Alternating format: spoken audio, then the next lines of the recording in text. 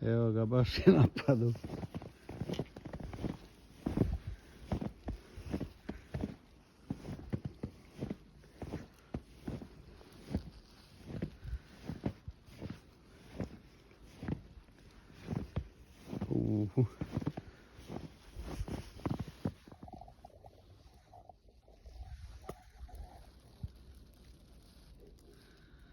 Ne mogu ovdje više auto ljučerat, sigurno da ostaju.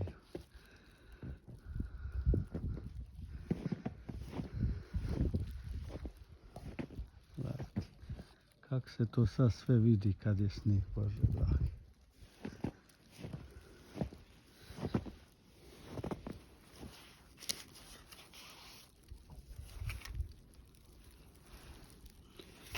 Vojna.